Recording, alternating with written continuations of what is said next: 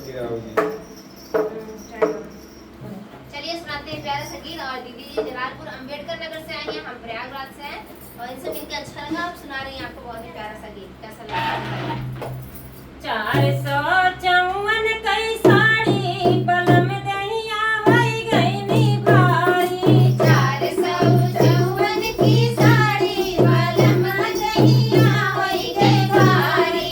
454 कई साड़ी बलम दहिया होई गईनी भारी। 454 की साड़ी बलम दहिया होई गई भारी। सड़िया पहिन हमरे ससुर जी के ऊंची अटरिया। हमरे ससुर जी के ऊंची अटरिया। हमरे ससुर जी के ऊंची अटरिया। ऊंची अटरिया हो ऊंची अटरिया। ऊंची अटरिया हो ऊंची अटरिया। गिर गईली दतवा चियारी बलम दहिया होई गईनी भारी। गिर गईले दतवा चियारी बलम दहिया होई गई भारी। गिर गईली दतवा चियारी बलम दहिया होई गईनी भारी। गिर गईली दतवा चियारी बलम दहिया होई गई भारी। गिर गईली दतवा चियारी बलम दहिया होई गईनी भारी। गिर गईली दतवा चियारी बलम दहिया होई गई भारी। 454 कई साड़ी बलम दहिया होई गईनी भारी। 454 की साड़ी बलम दहिया होई गई भारी। हमरे भासुर जी के ऊंची हवेलिया। हमरे भासुर जी के ऊंची हवेलिया। हमरे भासुर जी के ऊंची हवेलिया।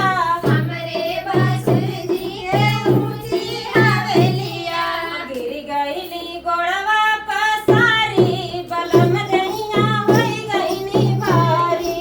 गिर गईली घोड़वा पसारी बलम दहिया होई गई भारी। गिर गईली गोड़वा पसारी बलम दहिया होई गईनी भारी।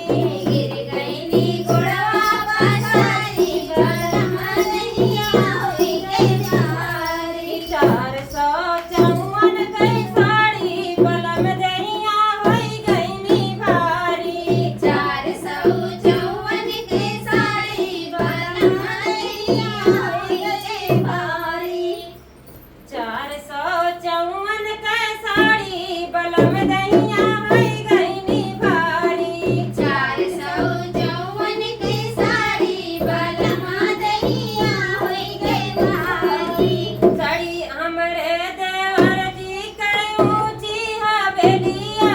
हमरे देवर जी के ऊंची हवेलिया। हमरे देवर जी के ऊंची हवेलिया। हमरे देवर जी के ऊंची हवेलिया। गिर गईली हथवा पसारी बलम दहिया होई गईनी भारी।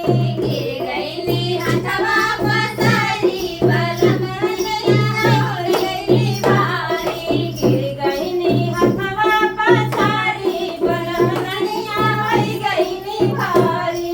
गिर गईली हथवा पसारी बलम दहिया होई गई भारी। तो गाना कैसा लगा? कमेंट में जरूर बताइए। धन्यवाद। बहुत जोर जोर से मेहनत करते हैं। बहुत लाइक सब्सक्राइब करी, शेयर करी, बार बार के प्यार सपोर्ट देत रही।